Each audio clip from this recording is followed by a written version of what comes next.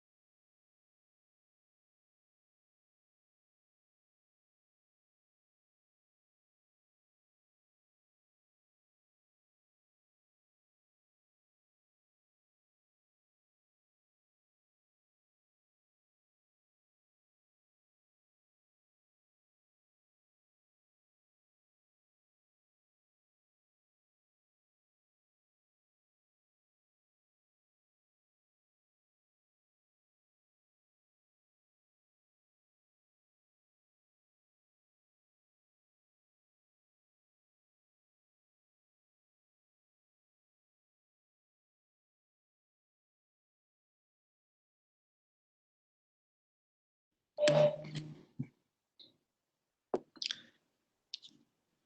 morning, Chief Bruno.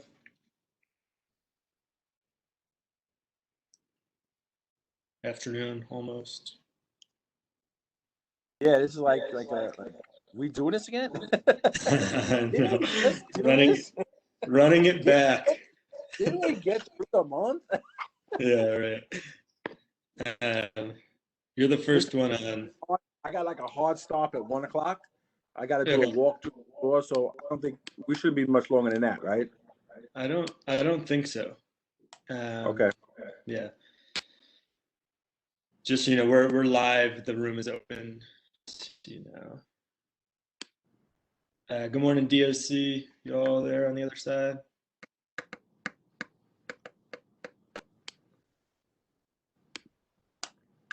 Is this a public meeting with public comment, Bennett? Yeah, there'll be public comment at the beginning of the meeting. Looks like, I think there was about 10 people signed up when I 7 people last I checked signed up to speak.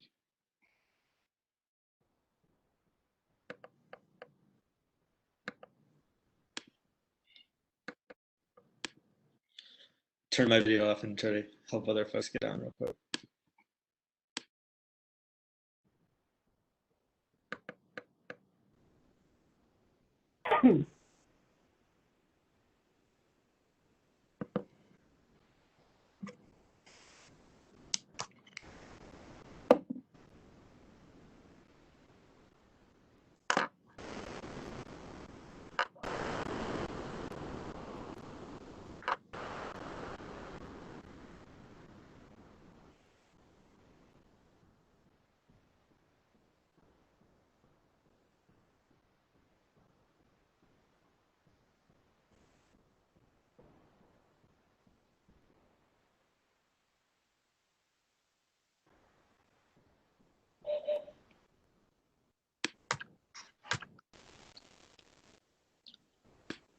Hi there, DOC team. We can see you and hear you. I'm gonna move you, or actually, I don't know if we can hear you. Could you try that real quick?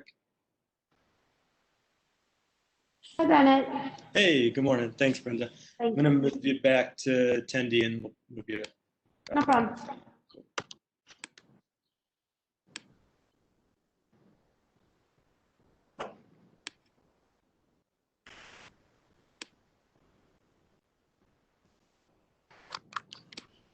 Good morning, Chief. Just testing that we have your audio, Chief Jennings. Yes, I can hear you. Good morning, Bennett. All right, brilliant. Thank you, Chief. I'm going to mute you for now, and then I'll bring you back when it's time for the discussion. Sure. Thank you.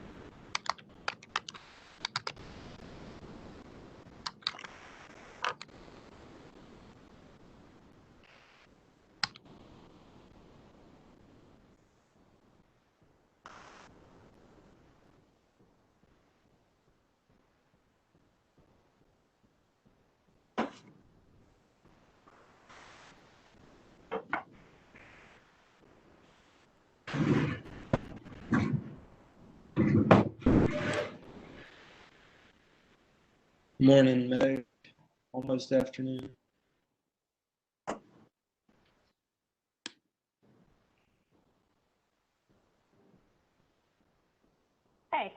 How are you? Doing fine, doing fine. Hello, can you hear me now? Yep, Bob, I can hear you. Hey, Bobby. Hey, James. Hi.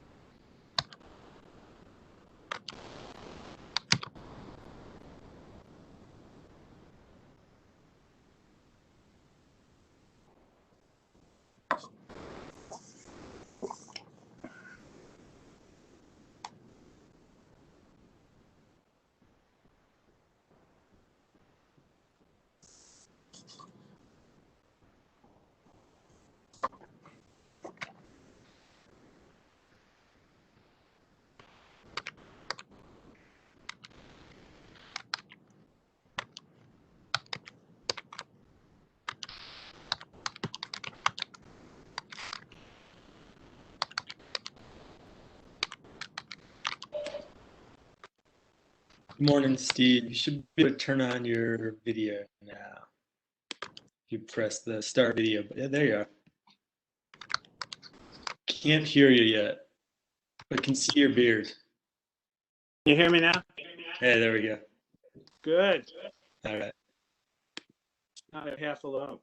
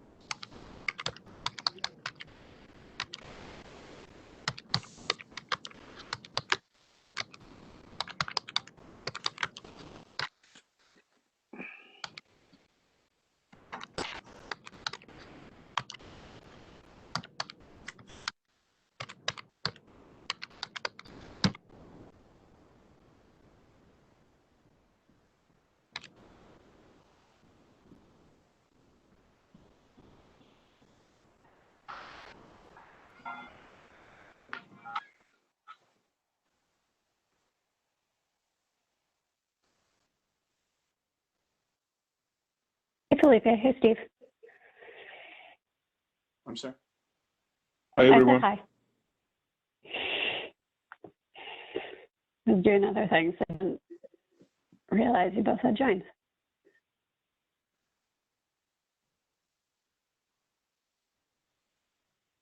Sounds like both Jennifer and Stanley are having a little trouble with the link, so I just resent to them.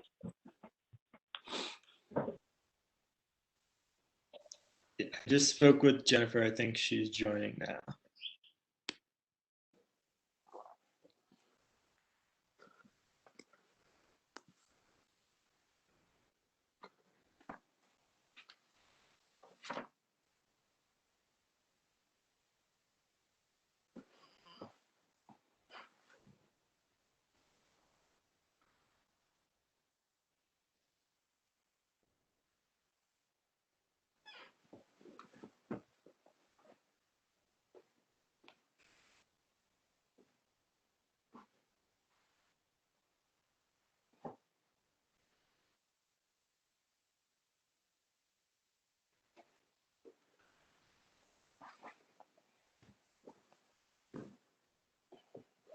Good morning. Little technical difficulties this morning, and I apologize to all of you for that. Good to see you all. And let's see, Meg, help me appreciate. It appears there are six board members here. Are we expecting others? Not at the moment. Marco will join at 12:30, and if we're still in progress, Jackie will join at 12:45. Okay. All right, well then let us begin. And again, let me just express my apologies to the board members and to all of the other persons who are joining us this morning for being delayed. The special meeting of the New York City Board of Correction is now in session. Today, the purpose of the board meeting is to consider the department's variance request to house young adults in ESH. Before we turn to the substance of this special meeting, I do want to express on behalf of the board our concern and let the commissioner know that she is in our thoughts, and for some of us, our prayers, and hope that she is faring well, all things considered. But just want her to know that she is being thought of in this moment. I understand that she continues to recover from her recent illness, and for all who weren't aware that she had taken it, that is the reason that she is not with us today. But we do wish her the best and hope for speedy recovery. Before we hold public comment on this variance, we're going to ask the department to provide its request to the board. We're changing the order of the presentation and public comment in order to provide the public with as much information on the request as is possible before they comment and before the board has its discussion and votes. So the department will present first, then we will have public comment, and then we will return to the board for discussion and for vote. The department is requesting a 4-month variance to continue to place young adults in ESH units. The board has long expressed our deep concern with the placement of young adults in ESH Level 1 and the use of restraint desks. At our March 9th, 2021 meeting, we gave the department 1 week to develop a plan to end the use of restraint desks by April 15th of this year, as was set forward in the ESH variance. This variance request is part of a broader plan for use of different types of housing units at the department's disposal in response to violence. The board's primary concern is for the safety of all detained persons and staff and those who come through the jails. We will now have the department present its variance request and its plan. So good morning. This is Chief Jennings. So I would like, pursuant to 1-15 of the New York City Board of Corrections minimum standards. The New York City Department of Correction requests a 6-month limited variance renewal from the BOC minimum standards, which requires that young adults 18 to 21 be excluded from placement in enhanced supervision housing. The department requests this renewal to take place March 17, the day upon which the board is set to next convene. I appreciate, the department appreciates the board's continued partnership in the development of a safer and more humane correctional system that seeks to enhance and support positive outcome for all of those in the department's care. What we are asking is that we maintain ESH for young adults in the way in which the variance was written up till April 15th, where we will no longer house any young adults in ESH level 1 with restraint debt, at which time we are committed to housing anyone that fits that criteria for ESH level 1 in the North Infirmary Command, at which time we are committed to doing 21-day reviews, and at which time I am the sole gatekeeper to ESH, and I will continue to be diligent and all placements and making sure that thorough reviewing of all paperwork and video is done to ensure that it's used in the less restrictive manner as possible. Thank you, and thank you, Chief. This is Brenda Cook, the Chief of Staff, and I'll just add, as part of this initial discussion, I assume that there'll be some questions from the board, and we can address questions more specifically. But I think the department is, as Chief Jennings identified, we are really appreciative of the partnership of the board, as she mentioned, and appreciate that the operation of young adult ESH by variance for many years has been less than ideal for all of us. I know that we share, we have a shared goal of eliminating the need for a continued renewal and request for renewal of a variance process through rulemaking, and that the board has invested significant time in rulemaking that culminated initially in proposed rules in 2019, that were then further retooled and importantly retooled in the rules that have been certified and proposed as part of the CAPA process last week. And so, I think those rules, we believe the commissioner's participation in the working group that laid the foundation that appears in those rules for the path to eliminate not only punitive segregation, but eliminate RHU and ESH and other forms of restrictive housing models that are currently in operation, that we really are eager for that package of rules to be further finalized and implemented, and that this period of transition, for which that I think we in the public all now have a conception of the arc of the finish line for the implementation of that.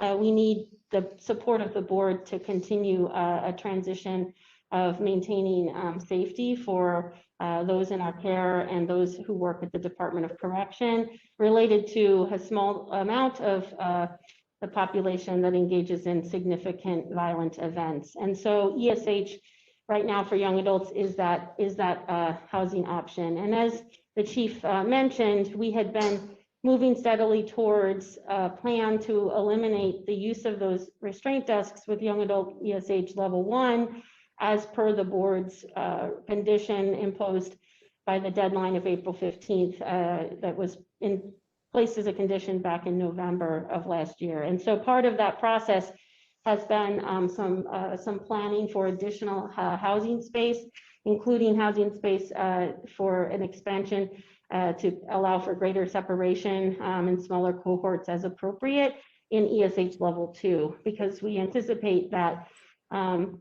some of those that would have been eligible for placement in ESH level 1 following April 15th will in fact go to ESH level 2, and we want to have the bandwidth to maintain those in those housing units with those out of cell times and congregate social activity safely.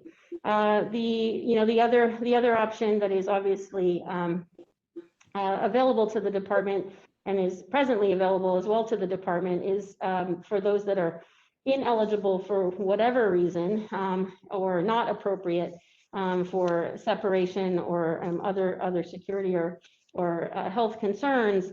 The department has been progressively refining and improving what the chief described as an individualized approach to the needs and the risks of each person who commits, again, it's a small number of folks who engage in these very troubling, very serious immediate acts of violence that we need to respond to in a housing option that is least restrictive, but ensures the greatest safety in light of those facts. And so that individualized approach and assessment that's conducted for those young adults that engage in events right now that is a qualifying ESH level 1 will continue by the chief herself.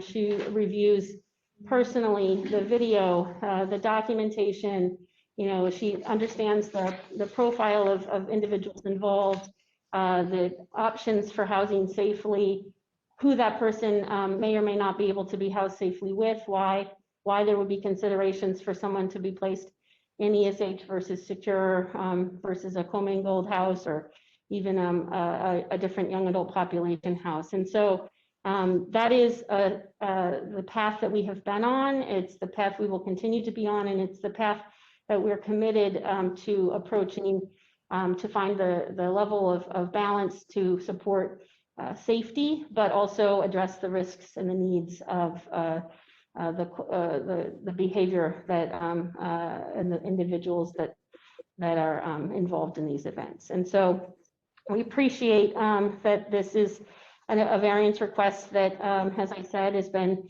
an ongoing variance request and that has felt burdensome at some level, but I think the package of rulemaking that has been proposed, the department supports, and again, the commissioner herself, although she's not with us at this meeting today, I know personally, had a significant hand in developing the recommendations for the working group that were provided to the mayor and the board that made their way into the foundation of the risk management and accountability systems model that's represented therein. So, and with that, Chief Jennings, unless you had anything to add, I think we could open it to the questions or comments. Yes, that's fine. So we're going to move to public comment, but before we do, if I may just ask you to very succinctly restate so that everybody, the people who are commenting, the public who's listening in, has a clear understanding of what you are putting forth. Sure. Plan, for the days leading up to April 15th, and then there's a post plan. So please present that. Sure. So the request is for a variance in two parts. The variance to operate young adult ESH is the variance we're asking for. The two parts are that the young adult ESH variance operations until April 15th, so between now for the next just under a month between now and April 15th, that the department would be afforded a variance that supported the operations of young adult ESH that were represented in the November 20th, 2019 variance with all of those conditions, including obviously the critical condition of the elimination of the restraint desks in the young adult ESH level 1 by April 15th. That is also, just for note, that is technically it's the variance conditions that we're operating under for the last week as we move to this board meeting, but I referenced the November variance because that was the last full time that variance was represented. Beginning on April 15th. Wait, I just want to say, you've just got to stay with me because I want to make sure everybody understands this clearly. So what you are putting forward is that the ESH1 would continue as it presently functions through April 15th. When it comes to the use of restraint desks, between now and April 15th? What is the variance providing for? The variance provides for the use of restraint decks in level 1. We will continue to apply the scrutiny that the chief applies as to eligibility and least restrictive need of placement in ESH level 1 for young adults that commit the qualifying act of serious violence.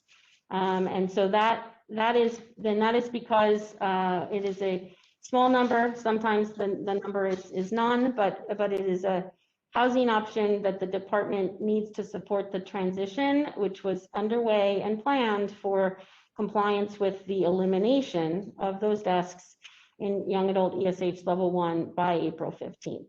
We have, Okay. as I described, some additional housing space in order to be able to house young adults without the use of restraint desks in a manner in which we have the ability to separate and spread out and have smaller numbers of living unit sizes as appropriate. And so those housing units are not in a state yet of housing readiness, but we are on track for those to come online before April 15th. And as soon as they are, we will begin using them. So that's the request in phase 1, young adult ESH, as it has presently previously existed, with the conditions, the individual placement scrutiny, and the requirements and reporting as described. Beginning on April 15th, the young adult ESH variance the department is seeking is only levels 2 and 3. So it would be all of the same conditions, all of the same predicate placement criteria. It would be all of the same programmatic and operational conditions that are described in the existing variance. We would just only have a young adult ESH in the terms and parameters of ESH levels 2 and 3. Level 1 would not exist, and the restraint desks would not exist. So that's the second phase of the young adult ESH variance. So it's an ESH variance for young adults in 2 parts. The first part being the period until April 15th, and then the other is April 15th onward. Okay. And and then when you get to April 15th, then you would no longer use restraint desks. Correct. Yes, I just want to spell it out so people understand. It does away with the use of restraint desks and doing away with ESH level 1.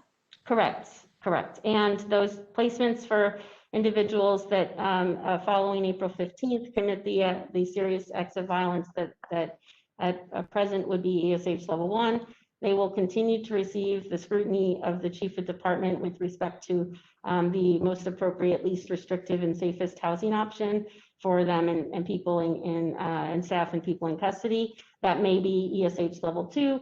That may be some of our secure housing unit options.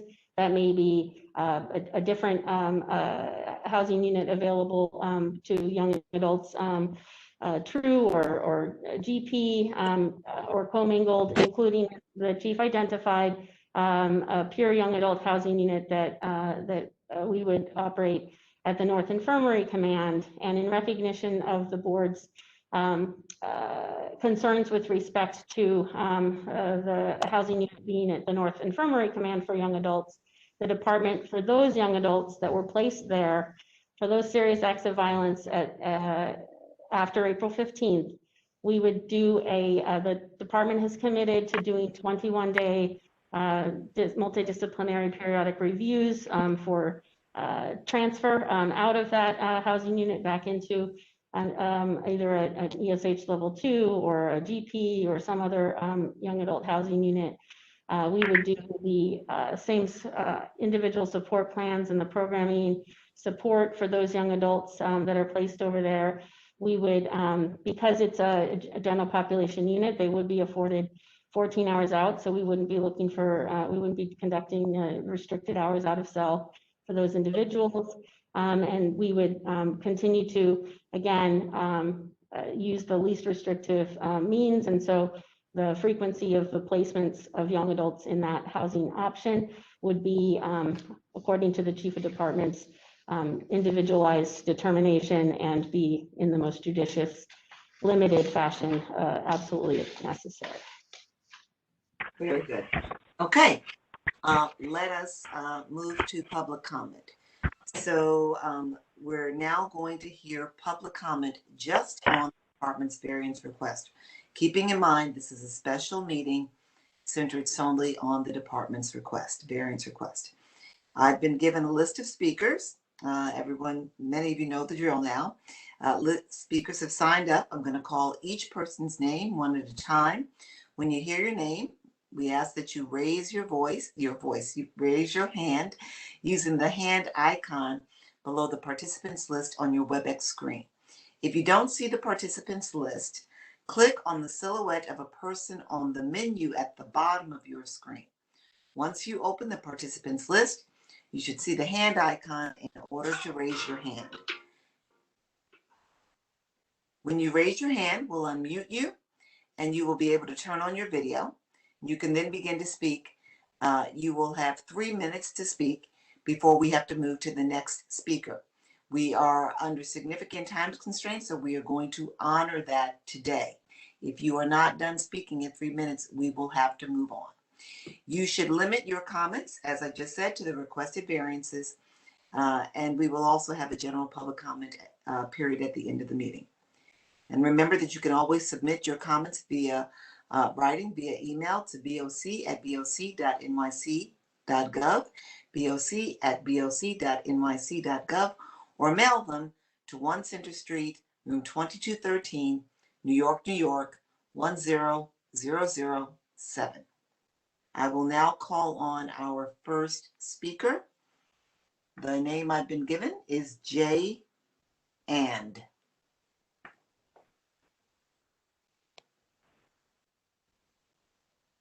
Jay And.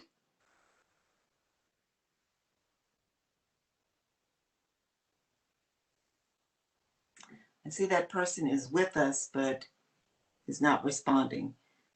Jay And. We were having trouble with the raise hand function last week, so I'm going to try to unmute Jay and see if they're there. Jay And, are you with us? Okay, we'll come back. Let us move on to Danielle Gerard.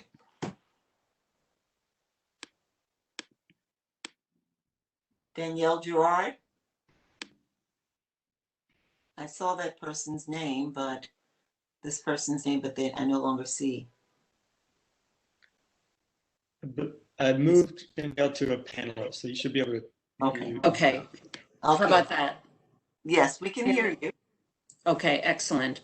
Chair Jones, Austin, board members, and Ms. Egan, I'm Danielle Gerard, Senior Staff Attorney at Children's Rights. We extend our condolences to Commissioner Brand and appreciate the department's concerns stated this morning. We call on the board to deny the department's variance request. ESH is nothing more than solitary confinement for young adults. Shackling young adults, even for another month, is barbaric. The department's most recent request for a variance is yet another end run around the board's oversight. On February 9, the board refused to extend the SH variance ending February 21. The department's successive declarations of emergency were simply an attempt to further circumvent compliance with minimum standard 116C12. On March 9, after much confusion and repeated requests from the board for the department to clarify precisely what it was requesting, the board approved a 1-week variance for the department to continue placing young adults in ESH. The department also stated it would come up with a plan to end the use of ESH for young adults. Now the department is asking for a 6-month variance permitting the operation of young adult ESH levels 1, 2, and 3 until April 15, at which time the department will eliminate the operation of young adult ESH level 1 with the use of restraint desks and yet continue operations of young adult ESH levels 2 and 3. This was not our understanding of the purpose of the grant of a 1-week variance at the March 9th meeting. It seems that the reason for this new variance request and this special board hearing announced just yesterday is the department's failure to develop an effective strategy for managing young adults. As we have stated before, such a strategy involves the provision of age-appropriate services and programming of sufficient quality and in sufficient quantity. Management's failure to develop an effective strategy for managing young adults is at the root of these and other repeated variance requests, declarations of emergency, and the need for special public meetings called at the last minute. Perhaps it is time for the board and the mayor to consider changes in the department's management that will create long-lasting solutions to address the needs of young adults on Rikers. That way, the department could abide by minimum standards and the young adult plan instead of ceaselessly requesting variances from compliance. Thank you for this opportunity to testify. Thank you. Thank you very much. We will now hear from Minister Dr. Phillips, Dr. Victoria Phillips, Ms. V.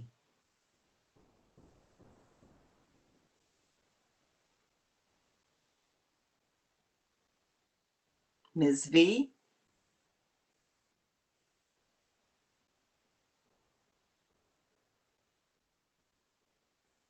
Oh, can you hear me? Yes. Good morning, everyone. Please mute because the playback is also very hard. So I'm Minister Dr. Victoria V, and I just want to extend also, hello? Everyone disappeared. Are y'all still there? Hello? I can see you. We can hear you. Yep, we can see you and Oh, hear okay, you. yes. Go ahead. Okay, sorry. I just want to extend well wishes to the commissioner as well. I know often I go hard on her, but that's around accountability. I do wish her well. And having said that, and sitting the advisory board for adolescents and young adults for many years with Tim, the assistant commissioner, who's also in charge of classification, I'm sure that he can answer the board's questions to the T today regarding this issue. So I know that in March 10, 2020, the Jails Action Coalition read the entire blueprint on the record, just in case any board members didn't have time, so in their busy schedule. Go back and watch that tape. And today, Brenda Cook stated, VOC needs the support of the board. Unacceptable. At this time, 10 reports into the federal monitor. No one in DOC custody gets 5 years, 5 months, 5 days, or even 5 hours or 5 minutes to comply. Please stop making excuses for capable adults who make a conscious decision to work in corrections, to comprehend minimum standards of basic humanity. The commissioner cannot clearly control her staff, even with 50% being new over the past 5 years. So it's your duty to do so. They are corrections, so please correct them when they are wrong. Delaware just emptied an entire facility on allegations of abuse. You have 10 federal monitors reports and you have done nothing. Humans can die before April 15th. What can be done then can be done today. Let me remind you, shackles are a part of the new Jim Crow, modern day slavery. Do better, be brave, and align your legacy with true justice, and do your part to abolish white supremacy in this racist system of justice. Y'all have a blessed day. Do not vote the variance forward. Do what's right. Say right now.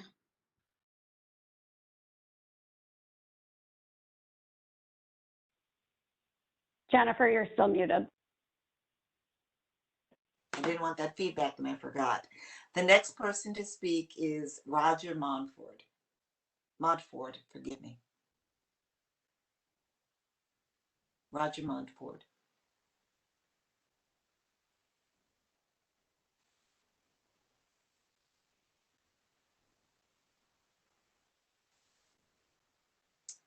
Bennett, help me out. Is this individual with us? Is this person with us? I don't believe this person's in the room right now. Okay. The next person to speak is Kayla Simpson.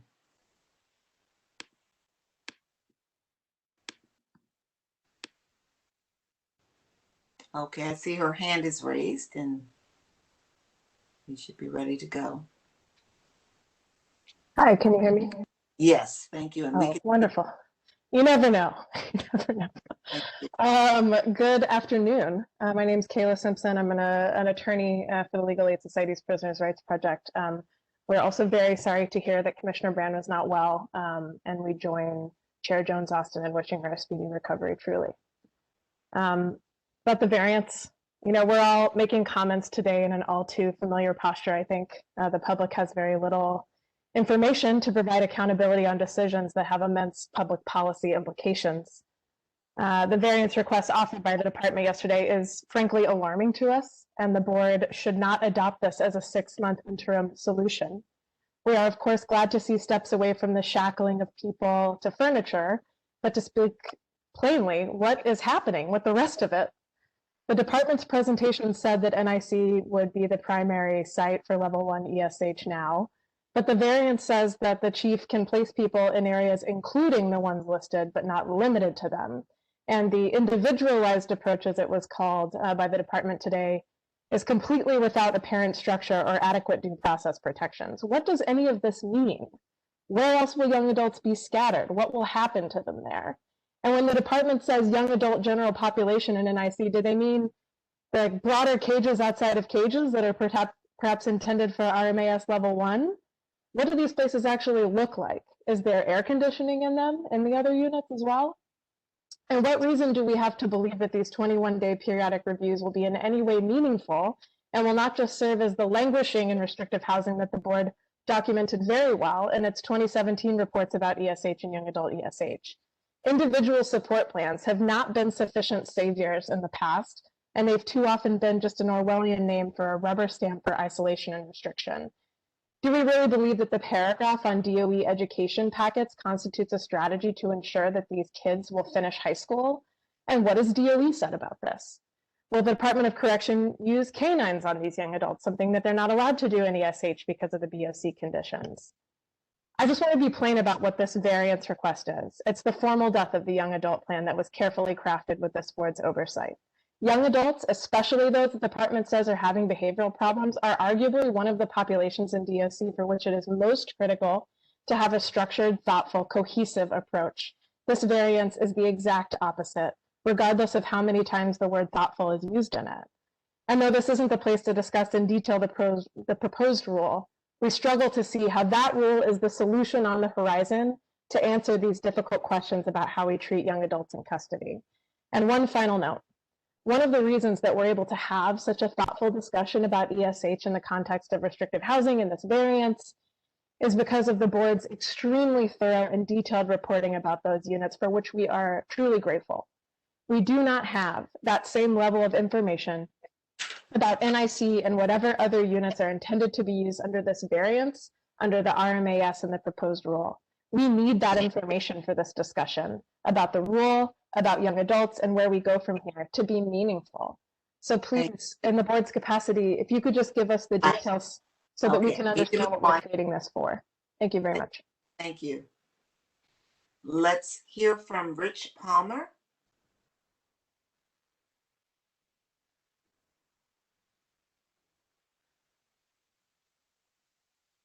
Rich Palmer.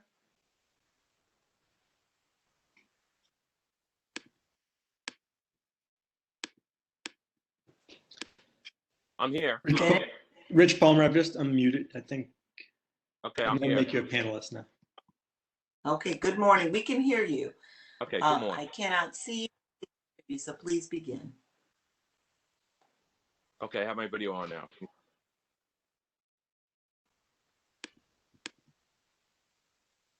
Can you see me now? Oh, Yep, we can see you. Go ahead. okay. So my name is Rich Palmer. I'm a retired warden, and I listened to some of the others today, and I want to know how many of you worked as a correction officer in some of these facilities that these officers and the chief is trying to deal with. And I was the warden of RNDC before I retired. I worked there for 2 years. And to listen to the last speaker tell me about the Board of Ed, we had 3 schools in RNDC. And these kids weren't going to school in the street. So what makes you think they want to go in school while they're in custody? And the Board of Correction, I'm retired 17 years, and I've been watching what the Board of Correction's been doing to the Department of Correction. The minimum standards seem like they look one way towards the inmates, but not towards the staff to do their job. And I find that disturbing. And to listen to these other speakers talk about it's inhumane. These are individuals that even with the new bail reform are not out in the street. So to tie the correction department hands and not allow them to deal with the most violent individuals, these are not these so-called young adults that are nice and calm and you just speak to. These are violent individuals. And I had them when I was in RNDC. And to take that tool away from the department, and the chief is trying to put a plan in place that we have people trying to make that never did this job and deal with these individuals that are violent. It's really unheard. You know, it's something that you could say all you want. It's not inhumane. When they act the way they act, they get treated the way they act. So to take those tools away from the Department of Correction, and with all the oversights that are currently out there, how do you expect them to do their job? They're under federal monitor right now, and now you want to take away the tools of punitive segregation, and now you want to take the class of individuals that are young, 18 to 22-year-olds, because it's inhumane? No, they get treated the way they act. When they act correctly, they get taken out and go back to the general population. But when you're violent, there's got to be some repercussions behind that. And I just feel that by tying the hands of the chief and not allowing her, she said she's going to watch this and be responsible for it. You got to give her the chance to do that. Thank you. You're welcome. The next person to speak is Kelly Grace.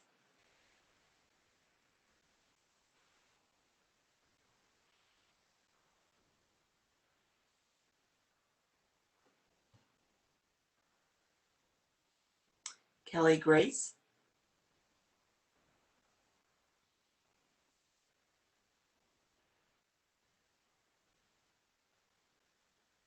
I see that her hand is raised. Do we have Kelly Grace? I've made Kelly Grace a panelist, so they should be able to unmute and turn on video.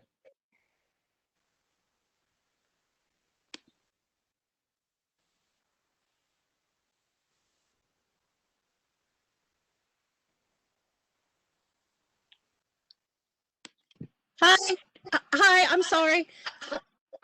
I just wanted to say a couple of things. I completely agree with Danielle, Kayla. This is not a plan. It's embarrassing. Just eliminating level 1 is not a plan. I kind of feel like the levels haven't even been adhered to as they're outlined. We've been testifying to that effect for years. So I don't see a plan presented here. I just want to quickly say to Mr. Palmer, you're offensive. Who do you think you are? I mean, free speech is one thing, but please don't come on here with your classist racism. Please, Mr. Palmer, do better. I'm really upset by what Mr. Palmer said, so I'm just going to get off the Zoom before I say something that I'll regret, but I'll submit my testimony in writing. Please do not approve this variance, please. Thank you. Jay And is now with us. Jay And, are you able to unmute and speak? Well, okay, yes, hello, good morning, everybody. How everybody doing? Good morning. Yes, I just want to say good morning to everybody, good morning to the board. And I'm 100% with Warden Retired Palmer in regards to these individuals in DOC custody. These individuals commit serious, vicious crimes on the street. So what you think they're going to do when they're in custody? They does the same thing. They got to have some kind of repercussion for their actions. No actions, meaning staff will continue to get hurt. And it's just ridiculous. They need some kind of repercussion for their actions. Everybody responsible. They're young adults. Some they know what they're doing. You can't commit a crime in the street and think it's okay, and then you could commit a crime in the jails. It is not correct. It is not heard of. This is ridiculous. Like, I'm not sure exactly where the Board of Corrections, nobody served as a correction officer on the Board of Corrections. If y'all work in corrections, then I will agree with y'all. But nobody had worked in corrections as a correction officer behind the gate. It's a totally different atmosphere. We have tools in place that we can't even use, and it's ridiculous and it's sad. So I just want to say we need every tools that we have in order to not control, but to abide by what's in DOC. We just need the tools. That level 1, level 2, level 3, everything we need, because these are vicious individuals that we're dealing with. It's not a day go by and not a staff member or another individual get hurt. Every day somebody get hurt inside there, and we need some repercussion for some kind of form of punishment for the individuals that's causing the harm and havoc inside the New York City jails. So I just want to say thank you. Thank you. Is Roger Montfort with us? Is No, not okay. Then let's return. The next person that we have is Darlene McDay.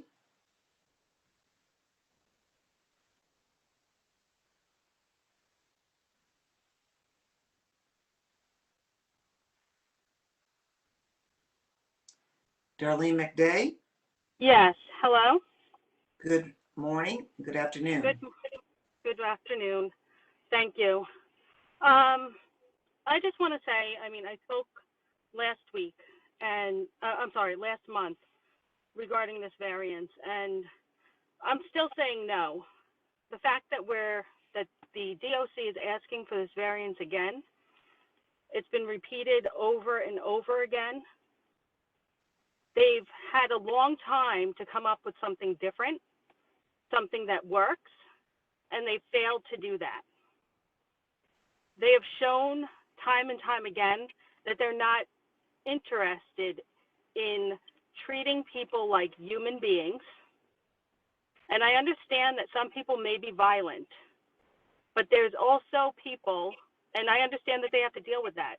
There are also people that are put in solitary confinement, that are put in these situations because an officer has it out for them, because they want to get them in trouble, because they want to, just make that person suffer. And to act like that doesn't happen. I know all officers don't want to be put in the same boat, and all people in jail are not in the same boat either. So to group all people in jail the same way you would group all officers.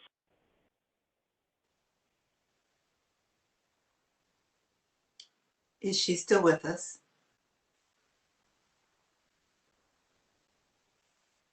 Darlene McDay, are you still there?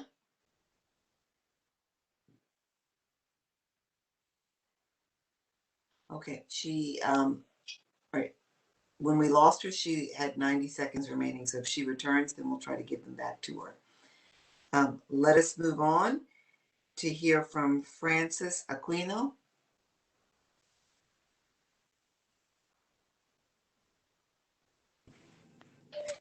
Francis doesn't appear in the room right now. Okay. The last person listed is Timothy Hodges. Shit. Is Timothy Hodges with us?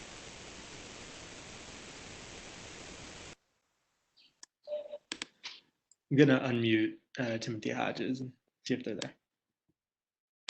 Are you with us, Timothy Hodges? Hello, good afternoon. Board, this is Timothy Hodges. I'm a correctional officer, formerly of OBCC, Otis Banton Correctional Center, currently of GRVC. I started ESH in 2015. This is my first time calling, so just bear with me. We currently have a lot of issues in the facility at the moment. GRVC is a new location with ESH. We have staffing issues. There's currently a response time issue regarding any incident that happens. So right now, currently within the last 3 to 4 nights, our officers have gotten jumped with several inmates that were involved in the incident, and with response times within 45 minutes to 1 hour. So that's an issue that we have. The major issue that we have is that the staff is not the same as OVCC. So we realize that we're trying to afford them their minimum. We afford them their minimum standards, but the problem is that we can't give them their recreation. They haven't been receiving their minimum standards because we don't have the staff. We've made everybody aware of the situation because the staffing level isn't correct. They have simple issues as level 1, as we're taking them to the shower and there's no mirror in the shower to afford them a razor in the shower. There's no mirror for them to shave. So these individuals are being upset and aggressive because there's certain things that we're not affording them. And I've been in ESH for the last 7 years, and I could point out things in a second to say, like, this isn't correct, this isn't right. And we had situations where our previous facility in OVCC, that everything was set up correct. Yes, we had issues, and there's gonna be aggressive individuals. These individuals, some of them, not all of them, are here for murder. They're here for rape. They're here for serious violent crimes. They're in the facility for slashing. They're in the facility for gang violence. So there's things that's going on that's going to cause violence. But when you add things that where we can't afford them their minimal rights and their minimum standards, it's going to cause additional violence. And that's what we're trying to point out to upper management, to additional people. Like, you know, we're doing our best, and we're trying to make this work. And we've been working at this for the last 6-7 years. And it, you know, but we can't do it without the staff issues and food slots. We don't have the same food slots, so we've been getting splashed with urine. We've been getting feces thrown at us because they're saying that the doors aren't able to work with the food slots that we had in OVCC.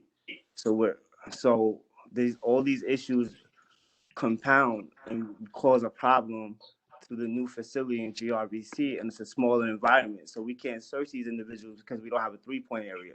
A 3-point area has a magnometer. It has an area where we search the individual if they have any weapons on them. Now we go to GRVC, and the housing areas, they don't have that 3-point area. So we're just looking at, you know, what's going on there.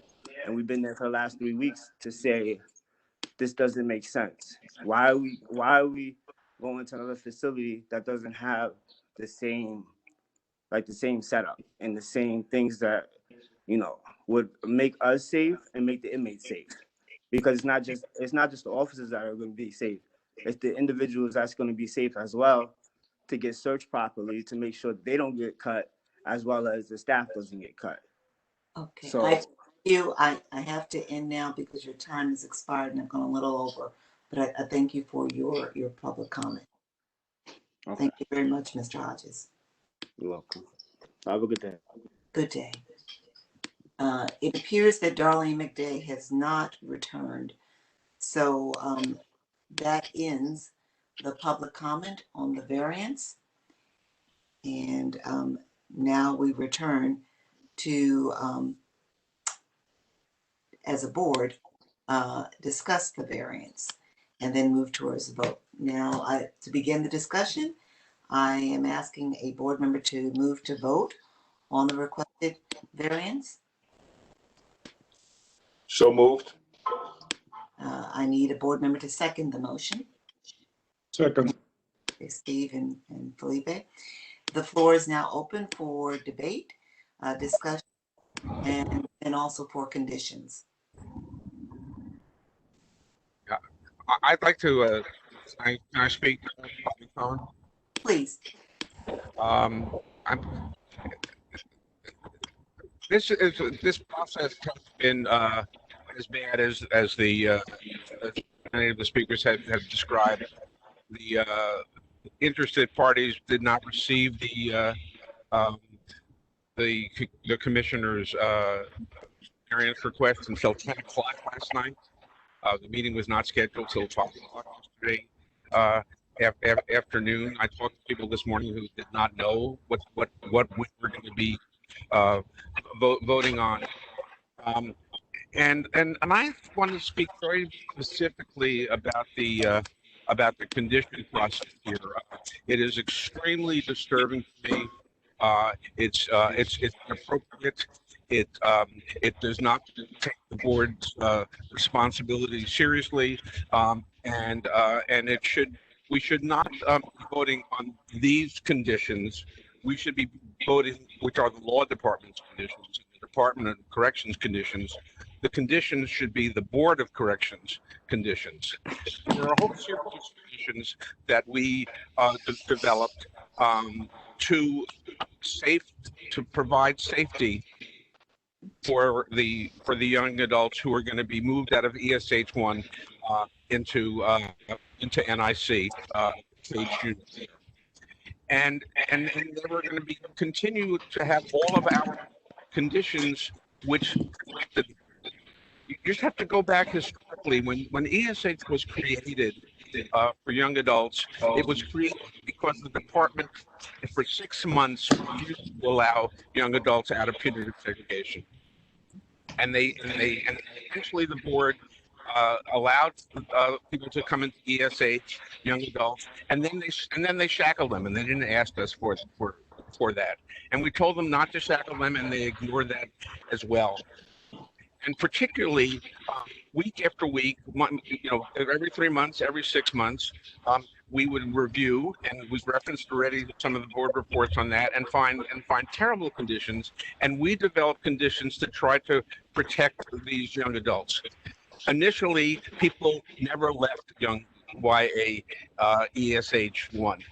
The only reasons that they left was they were sent upstate, or they were bailed out. They stayed there forever. And we said that we need to have a process where if someone doesn't do anything, that they move up to ESH2 and then move up to ESH3 and move out. And then we had this condition in the in our initial response to the late variance request of the commissioner, and the law department with the Department of Correction and the mayor said we cannot make any conditions that have anything to do with NIC, which is where these young men are going. And they removed condition after condition after condition. Right now, the department can keep people in NIC, young adults in NIC who were the same people who were in ESH1 indefinitely. Right now, there is no commitment to provide programs to people in ESH1. Right now, we eliminated canines in ESH1 because the canine handlers told us that they were there to intimidate the young adults there. We said we could not have that, and made a condition of running ESH1 that not to have canines there. Now canines are allowed in ESA in NIC, where we were very concerned about the look-back policies that the department advocated. Those look-back policies were intended to allow the department to look back forever into any behavior that anybody had been accused of at any time, and to use that as the basis of placing them in ESH, administrative segregation, and the board objected very, very strongly to having young adults be subject to that interminable look back. Now, the law department said we cannot have a condition that says there'll be no look back in people in NIC. I've sent all the board members a memo itemizing this.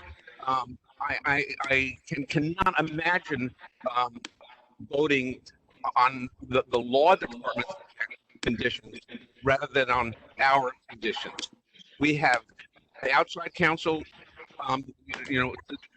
comments saying that we are in charge of our own conditions, and so far, and I hope we reverse that at this meeting. We have just abdicated our responsibility. So, very fundamentally, the law department is DOC's lawyer, not ours. The consequences to our rulemaking will be profound if we accept the law department's ruling. They are not our lawyers and have repeatedly failed to represent our interests. There is no clearer conflict for a lawyer than that of representing an agency and the agency that oversees it. We must secure independent control. We continue to be poorly represented, or really misrepresented, by the city's law department. When the conditions that we have developed are reasonable and necessary, and they have been gutted by the law department without justification. Critically, we should vote only on our conditions, a previous version of the ones that have not been publicly submitted, but were submitted to the board members, and not the ones which were redlined and struck out by the law department. I will probably speak again after other members of the board get a chance to speak. These are very, very dangerous approaches by the Department of Correction. We are being asked to allocate our responsibility to the chief's interest, even when, within the past 2 weeks, multiple people were admitted to ESH1, who should not have, 10 days after an event, which and she was not aware of it. Okay. I really do think that generally ESH1 is, as Danielle mentioned, a not a good place. There should be an expansion of Secure, a program designed for adults. Currently in ESH1, and will be continued for the next 14 days, and will continue in NIC. There's no programming. There is no education. The department's management failure is profound, and described in detail in every of the Nunez Monitor's report. I would vote against this. I will vote against this variance, but I don't think that I will prevail. But I strongly I know you're going to speak again. urge my fellow board members to not vote upon the conditions. Thank you. I want to come back to this variance by the law department.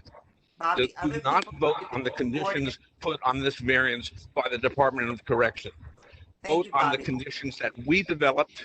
Bobby, you all have copies of them, and do not consider the conditions that the law department who is not our lawyer, have proposed. These will have great and damaging ramifications to the work of the board going forward. Thank you. Bobby, I appreciate your comments. I just want it to be noted. The points that you make are points that we should all appreciate. Hello?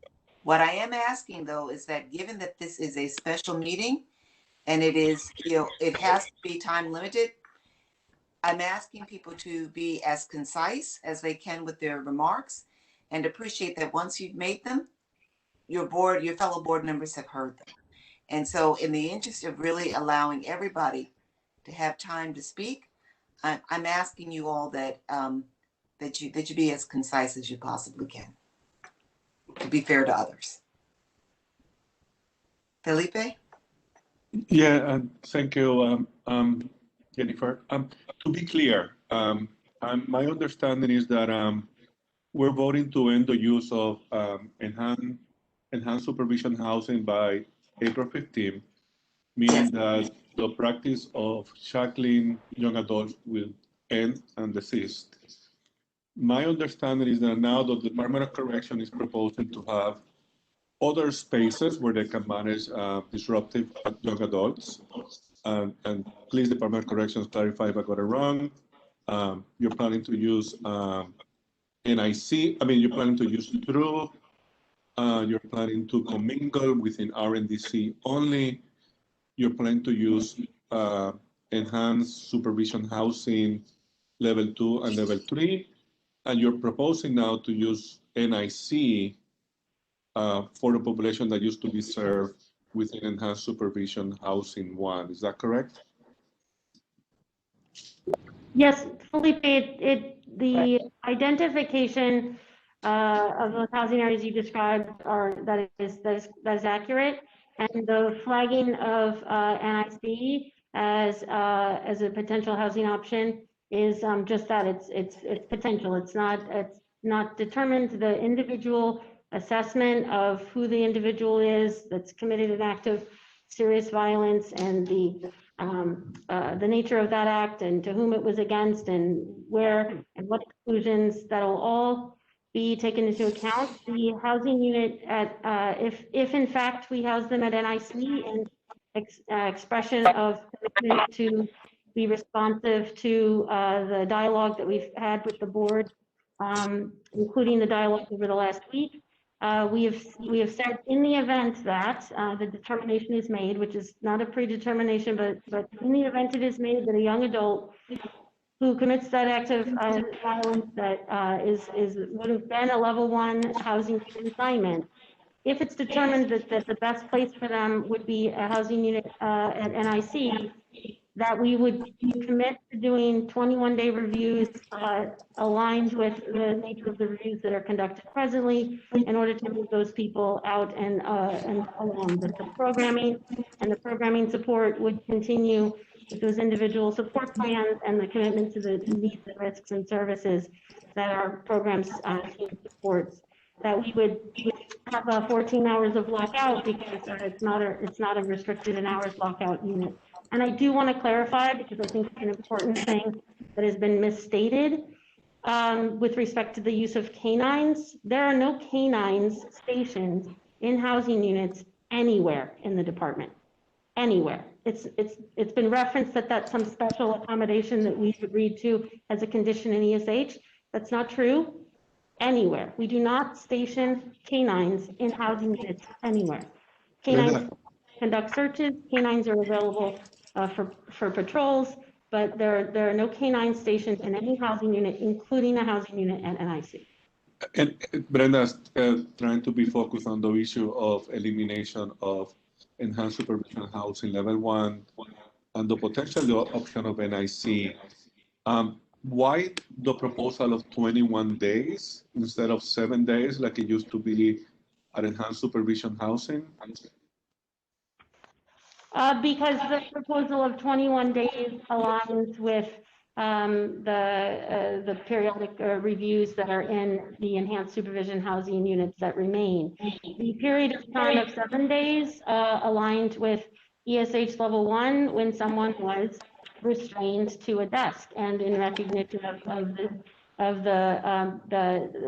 need to evaluate the use of that restrictive measure in a short 7-day window. There will be no restraints used during out of cell time, and therefore the department has volunteered to engage in that periodic review aligned with a period that is similar to what is in ESH 2 and 3. Okay.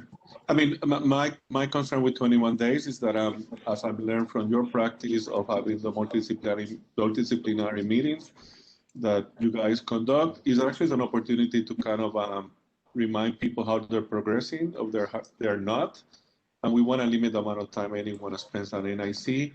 But then I have more of a technical question to Meg and others. Why is it that we cannot include within our rulemaking clearly stating that 21 days every case will be reviewed, Meg?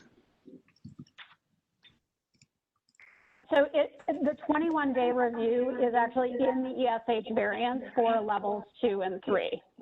But what about for NIC? So what the department included in their variance request was a commitment to also conduct those reviews for those who are housed in NIC. So they would conduct the 21-day progression review based on the same criteria that is outlined in the variance.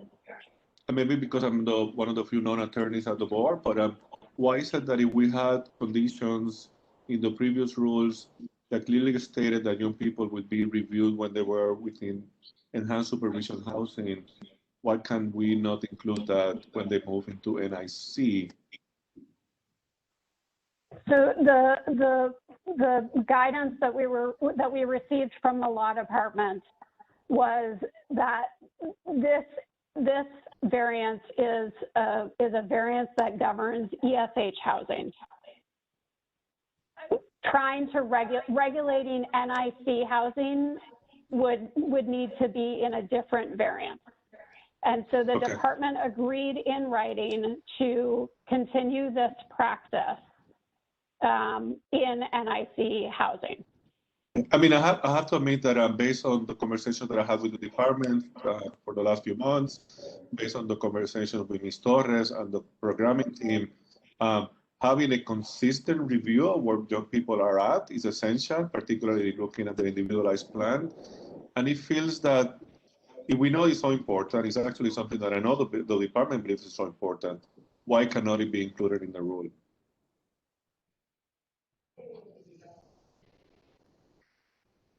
Fair point. Stanley? Yeah, I'd like to respond to that because I think this is an opportunity, and I want the department to hear this. When I think about conditions, right, conditions are a tool, the way I see it, are a tool to allow us to manage how the department enacts a particular element of the rule. If the department is willing to publicly commit, as they did in the variance, that they're going to commit to those things, this for me is a reset for the department. There has been a sketchy history with the department and with the Board of Corrections in terms of our level of trust of the department's ability to commit to something and see it through. This is a reset where they are saying, we're going to do the reviews, we're going to do the programming, and now is the time for them to actually do it. And I think whether we use a condition or whether we get their commitment, this is going to be a pivotal moment in our relationship with the department to be able to hear from the department, hear their commitment about they want to do it, and then see the results of them doing it, right? So what are the results with the chief reviewing housing options? How many people got diverted from NIC? How many people got programmed? How many people got evaluated and moved out? This is going to be their moment to change the dynamic of our relationship. And I'm hopeful that the department is going to be committed and see this through. And whether we use a condition or whether we use their commitment to, at the end of the day, get young people out of restraint desks, get them into programming.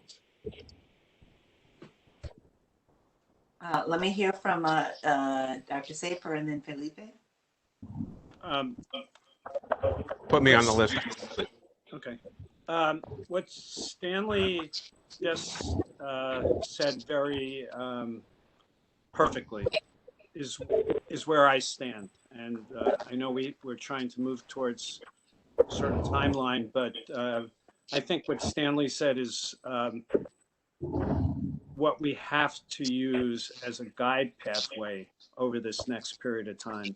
And I agree with him that we have to start to work together in a different way than we have in the past. Yes, I just want to add, thank you, Stanley, for that perspective. I just want to reiterate the importance of those reviews, and I think those reviews, in my mind, are not just an opportunity to check on the young person and young adult. I think the department has to take responsibility for their ability to engage young adults in programming and behavior change. I mean, in any other business, if the client is not getting better, the provider would be seen as the challenge. So I'm expecting that somehow these 21-day reviews become an opportunity that we at the board use to see if the department is really doing what they need to do, which I think has been mentioned before by other speakers, of kind of going back to the original young adult plan, which was well constructed, well informed, to provide opportunities for young adults to regulate their emotions and behavior as we all expect. So those reviews should not be just a burden on the young adult, should really clearly state what the department has done in terms of programming to allow those young adults to change their practice and their behavior. If there are reviews which wait, Bobby, I need you to hold first because there are other board are. Oh, members. I'm sorry. Felipe was. Jennifer, could I go next? Yes, please. Okay. 7 years in.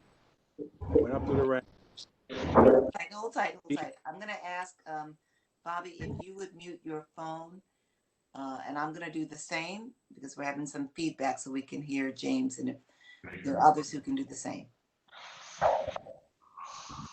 Okay, 27 years in the department, the warden in RNDC, like Warden Palmer, and I was also over the department. Try to keep it short. I really wish the department facilities, and I'm hoping, even though I wasn't part of it, that the creation of our new facilities. Hold on, James. I can't hear you. James, hold on. Bob, okay, thank you. Bobby is muted. All right, that may work now. Can you hear me now? Jennifer, good? Okay. Very good. I would hope the creation of these new facilities, just by their structures, can keep these individuals separate and in a humane way. I mean, I'm not a fan of the table, the desk. I'm not a fan of the cages in NIC. But the department needs a way to separate these predators who are hurting people, cutting people, stabbing people, not only each other, but also staff and also workers. We got to have a way of doing it. And I don't like the two ways that the department has. When I was a warden in RNDC, I had to end punitive segregation for adolescents. We did it. How did we do it? We opened up housing areas. I put 2 officers on 1 detainee if I had to, sometimes 3. But at that time, I had the space and I had the staff. We were hiring 1,000 officers at a time. You know, so I had the staff to do it. The department doesn't have that now. It's obvious by the officers who are coming on saying that there's not enough staff there to actually do the job that they're doing now. It takes a year, I'm being told, to get new staff on. So that's not a way that we got to fix this problem. We are responsible for keeping officers safe, staff safe, and detainees safe. We are responsible. We have to figure out, the department has to figure out a way of doing it. People cannot get hurt under our watch. Do I like the system set up? I don't like it. And I'm sure a lot of people don't like it, including many people in the Department of Corrections. But it's the only tool they had. Back in the day, they were building a facility, probably about 20 years back, that would house this group of individuals, right? But the funding stopped and everything stopped. But they foresaw this coming. They didn't do it. We need to do it in new facilities that are being built. They should be structured in such a way that we can put these individuals that have showers, TVs, in a humane way, a good way, because a lot of these people have mental health issues. It's not even their fault, you know. So it's like, you know, it's a frustrating situation for me. It's a frustrating situation to hear it, but we're responsible for keeping people safe. And if that's all the department has right now, because that's all I see, we have to do it. There's no other way. We cannot have people get killed under our watch because a predator, because that's what some people are, predators. Okay, for whatever reason it is, I've seen it myself right in front of my face. Someone cut someone right in the face for no reason other than they belong to a different gang or a different set of that gang. It's happened in front of my eyes. We have to keep these people safe. And if this is the way to do it now, and we're getting rid of the deaths, and the department's going in the right direction, like everybody says, we have to monitor it, but it's something we have to do. You know, I wish there's another plan. I would, you know, love to see other plans, but right now our priority is keeping people safe. And by not having a system to separate this group of individuals that are predators and hurting people, you know, I think it's important to get the separation. Like I said, and I've always said, punitive segregation did not work. But the second half of punitive segregation automatically split the individuals that were trying to hurt other people. So now we end the punitive side because it doesn't work. How do we do the separation side? I'm hoping these new buildings being built have the structure can keep people separate and safe, because that's where we need to go. But right now, I'm not a fan of the cage. I'm not a fan of the desk, but we need to do something.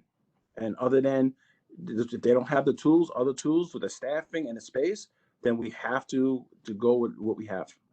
Thank you, Jennifer.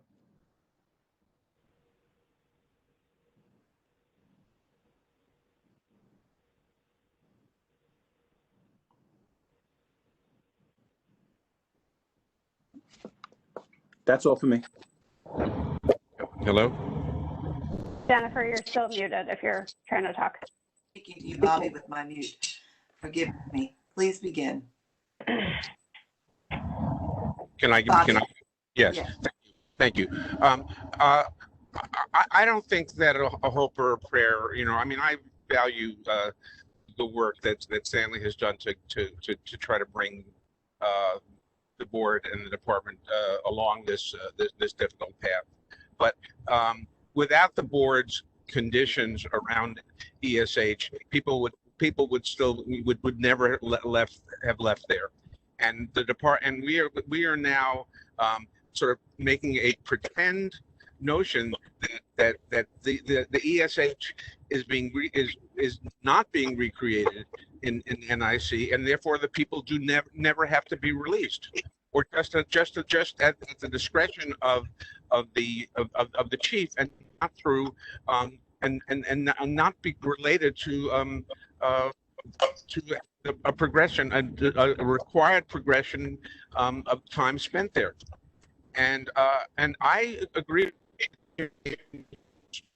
strongly, and we've talked at length, and I know what he did at the beginning of the end of solitary for young adults, and I was there on the board. He provided 1 or 2 officers for each person who was out of control, and the department could do that right now in the ESH1 area if it wanted to. It has the space, and I believe it has the staff. I mean, there's some terrible staffing issues that we've heard about today, but there's $457,000 per person being spent to incarcerate them in New York right now. I think there's a severe management problem in allocation of the allocation of staff.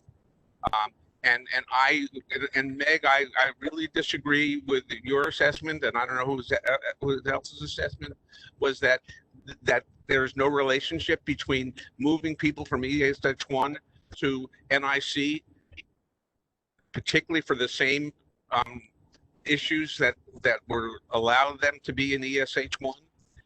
This is a terrible situation, and we really should vote on our conditions and not on the city's conditions. And to Stanley's comment on that, a handshake and a letter is not the same thing as conditions which we can monitor and we should be able to monitor.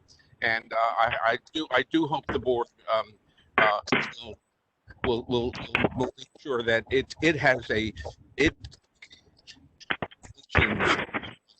continues to function in closely monitoring the conditions that these people live in. Period. Thank you very much. Thank you. If there are no further comments at this point, then I want to ask Meg to read the conditions. Jennifer, I just want to note that Jackie and Marco have joined. I don't know if they want to jump in, or I can go to the conditions. Yeah, I do not.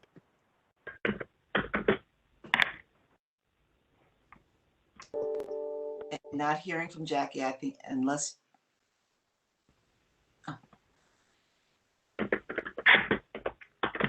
Okay, I will read the conditions.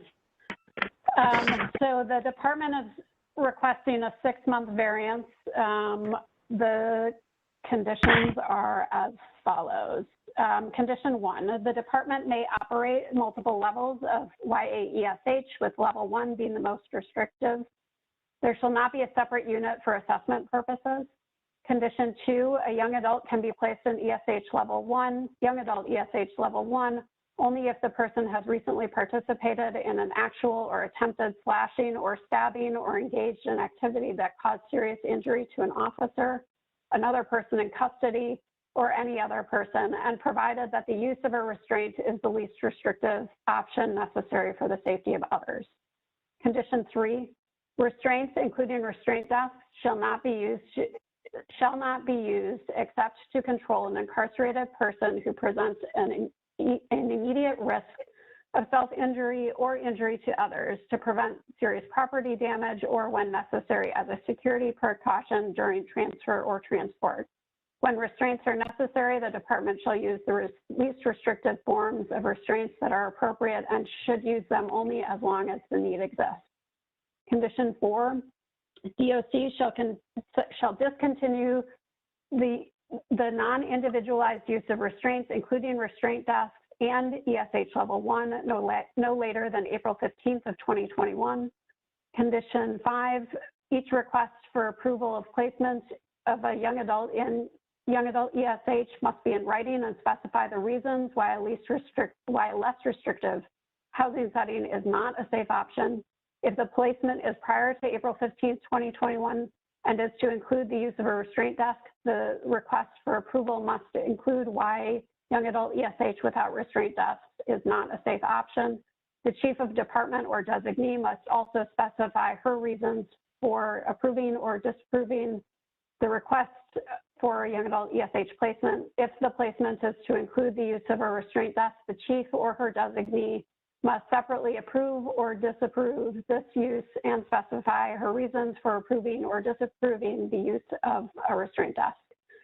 The request for approval and the chief's or designee's approval or disapproval thereof shall be sent within 24 hours to the person who is subject of the request, New York City Health and Hospitals, and the board.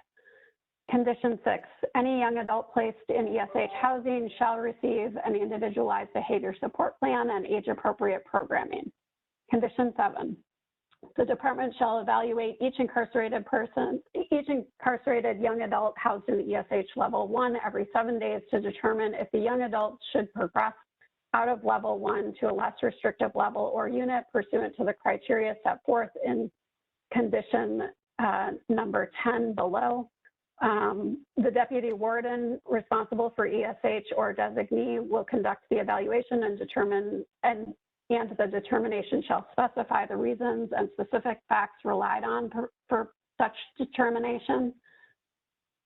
Condition 8, the department shall review each young adult in any level other than ESH level 1 every 21 days to determine whether the person will advance to a less restrictive level or unit pursuant to the criteria set forth in the condition below. Condition 9, at each such 7 or 21-day review, a young adult will advance to a less restrictive level or unit unless he is engaged in violent or aggressive behavior while in his current level and or there is credible intelligence that he may engage in additional violence in a less restrictive unit and or he has willfully disregarded rules and regulations, and these instances are reported and documented. The department shall conduct this evaluation in consultation with the ESH interdisciplinary team and shall specify the reasons and facts for such determination. If the condition 10, if the department's review of a young adult recommends the progression to a less restrictive level or unit, the young adult shall be moved to the recommended level or unit. If the young adult is not moved within 48 hours of such recommendation, DOC shall notify the board in writing within 48 hours of its decision not to move the person. The notification shall include the reason the department did not move the young adult to a less restrictive level or unit. Condition 11. A young adult recommended to progress to a less restrictive level or unit shall not remain in his current unit solely due to lack of available housing elsewhere. Condition 12. the department shall not keep K-9 stationed in young adult ESH units. Condition 13, the department shall provide all young adults housed in ESH with a maximum out of cell time of 7 hours per day, not inclusive of school hours. If exceptional circumstances occur where the department cannot comply, it will notify the board immediately as to the reasons why it cannot comply. Condition 14, the department shall notify the board in writing every time the lockout periods in young adult ESH do not start on time and the reasons therefore. The department shall provide written notice to the board within 24 hours of such occurrence. Condition 15, the department shall conduct and report on a monthly audit of its compliance with VOC minimum standards and education services. A, section 1-05B, lock-in, specifically the number of out-of-cell hours per person. B, section 108F, access to courts and legal services, including law library. C, section 1-06, recreation. And D, section 1-02C2, classification, specifically the number of programming hours offered to each young adult and the number of hours each young adult participated in programming. E, education services, specifically the number of young adults DOC brought to school, and for each young adult, the time DOC brought him to school and the time DOC took him out of school. The department shall provide its monthly report to the board by the 10th business day of the following month. Condition 16, where the department is permitted to consider a young adult's activity occurring or actions committed at a time prior to the instant incident in connection with the young adult's placement in young adult ESH, such activity or actions must have occurred within the preceding year. Condition 17, the department shall offer 5 hours of programming to each young adult in young adult ESH each day. For young adults enrolled in school, 5 hours of programming can include 3 hours of school. Condition 18, the department shall provide the board with a public report on the implementation of the foregoing conditions. The requirements for this report are outlined in a document titled ESH and Secure Unit Variances Public Reporting Condition dated July 9, 2019 and available on the board's website. Condition 19, on at least a monthly basis, the department shall provide the board access to all documentation considered in each young adult YA ESH placement and review decision for young adults. This includes, but is not limited to, all records reviewed or created by young adult ESH adjudication, health and hospitals placement review and chiefs reviews, and the young adult ESH periodic review. On a monthly basis, the department shall transmit to the board a list of all young adult ESH placements and reviews. The department shall provide this documentation for each month by the 10th business day of the following month. Documentation for the month this variance expires shall be provided by the 5th day of the following month. And condition 20, DOC shall publicly report monthly on the implementation of its plan to increase young adults' participation in recreation, including the number, rates, and time of young adults' recreation participation. Those are the conditions. Having heard the conditions, quite a bit of them, are there comments or thoughts, questions that you have about any one of them? And let me also have a comment. I have a comment. None of these conditions will apply after 2 weeks to any of the people who are placed in restrictive housing because of the EH1 criteria. That is a terrible loss of control and observation and protection by the board. I urge you to vote no on all of these recommendations and to reinstate the previous version, which covered NIC. Okay. Let me first. I'd like the department to respond to Bobby's statement, and also then if there are other board members that have any comments that they would like to add. So, but we can first hear from the department.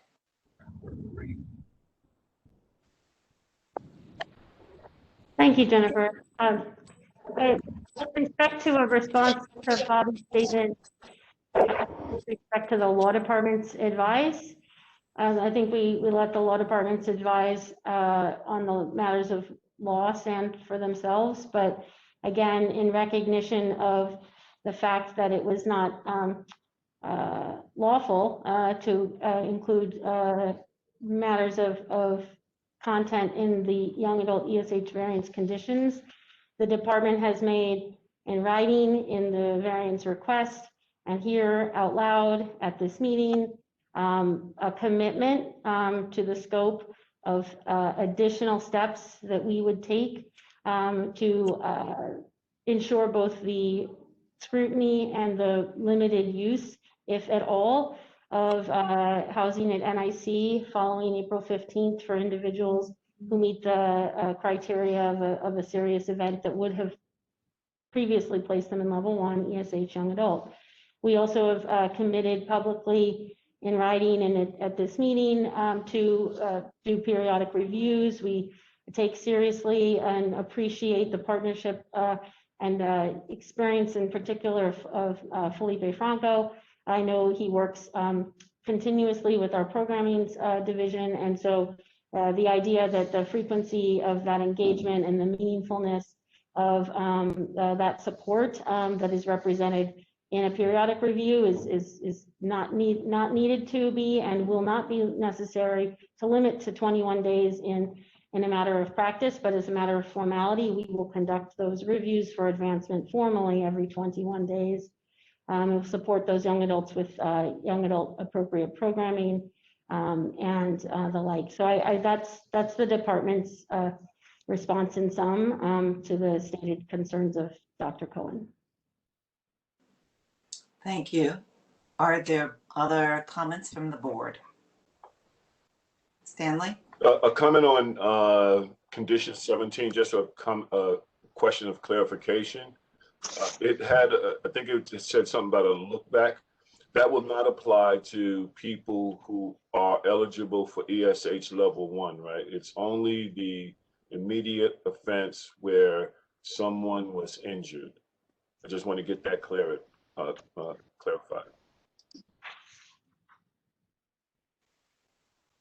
So hi, this is Chief Jennings, Stanley. So for the criteria for ESH level 1 is the current act in which a person commits. It's not a look back for the placement in ESH level 1. It was never done that way. And so I look at everything overall, that what they've done during their current incarceration plus what they're done as the current incident. So the roll into there would not be a look back as to what they've done overall. It will be based upon the incident in which they have currently committed. Thank you, Chief. Thank you. Are there other questions, comments, considerations? Okay. That being the case, then we will now, as a board, move to vote first on the conditions. And we are going to vote on the conditions as a package. So I'm going to ask for a motion to vote the conditions. Motion. Second of the motion. Second. Okay. We will move by roll call, asking each board member to state out loud if they are in favor of the conditions. I will begin with looking at my screen with James Perino. Favor. Stanley Richards. Favor. Stephen Silver. Support. Felipe Franco. Support. Jackie Sherman. I support. Robert Cohen. I don't support and request And that Marco Carrion. support this should visit it. Marco Carrion. Yes. Okay, and I support. Okay, we now have a vote on the rule itself, this variance request. I'm not hearing that there are any other proposed conditions. I have a condition that that people who feel that they're able to vote on this variance have seen that the conditions in NIC, or we'll go see them before they vote. I'm not, I think Bobby is asking that we delay this vote and make as, I'm not really sure how that's a condition of the vote. But nonetheless, I will let I don't really understand how that is a condition in this moment of the vote in this moment. It's not a condition on the, let me just process this for a minute. Well, we're just going to take a vote on the proposed condition, although I don't think that it is applicable. It's necessarily set up the way it should be, but I'll go forward with it. Bobby wants a condition that before you move on this vote overall, that you tour the facilities. May I have a motion for that? I move. Is there a second? I'll second it. Okay. By roll call, in favor of the vote, I'm just going to keep going with my screen. Stanley Richards, this is a vote that before you act on this variance request, that we pause and we all go see the conditions. And then Stanley Richards? I vote no with comment. I vote no, but I encourage people to go and take a look. You can say no. Jeff Chairman? I vote no. Robert Cohen? I vote yes. Marco Carrion? I vote no. James Marino? James, I cannot hear you. You're on mute. I'm sorry, what was this vote? You broke up. Before we take a vote on this variance request, that we pause and we all go visit NIC.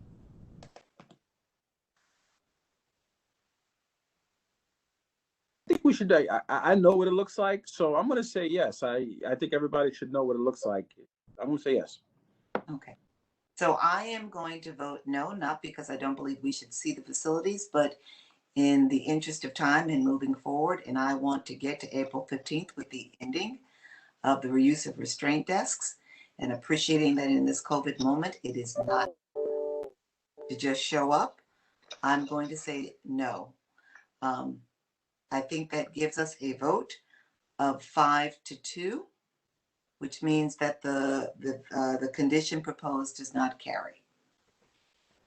We now will move to a vote of the variance request itself. And I'm going to do that by asking for a motion. Motion. I need it to be seconded. Second. Okay. We will now move to a vote on the variance. Again, just following the screen. Stephen Safer. Support. Okay. Jackie Sherman.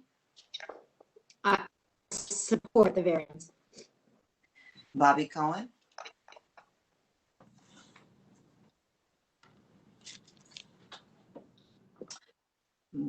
Robert Cohen.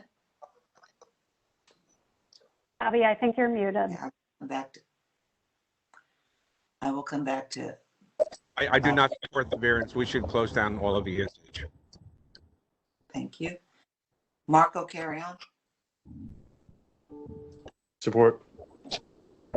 James Perino. Support. Support. And I support. I think we missed Felipe. Oh, Felipe, I apologize. And I think I missed him last go round. Sorry, the screen is split. Forgive me, Felipe. Support. Thank you. I'm sorry about that. Very sorry. All right. So I believe that the vote was 7-1.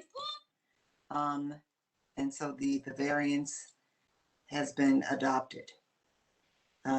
The board, do we have any comment now, any further comment, or does that conclude? That concludes. Okay. The board's next public meeting, the standard public meeting, is scheduled for May 11th, 2021, beginning at 9 a.m. The board will be holding public hearings on the proposed restrictive housing rule on April 13th, 2021 at 9 a.m. and April 14th, 2021 at 6 p.m. I urge all in attendance, both board members and persons who've attended this meeting, to make your voices heard at one of those two meetings. They will be held via WebEx. Details will be available on our website, and we will send an email to all interested parties. Keep in mind that it was the last public comment period of restrictive housing rulemaking that brought us to a place where we seriously undertook the move to end solitary confinement. So your respective voices are critically important, and we ask that you bring them to the board meetings on the 13th and the 14th of next month. Thank you all for your participation, and I will now bring this meeting to a close. The meeting is adjourned. Thank you. Thank you. Thank you, everyone. Thank you, everyone. Thank you, Jennifer. Thank you all. Thank you.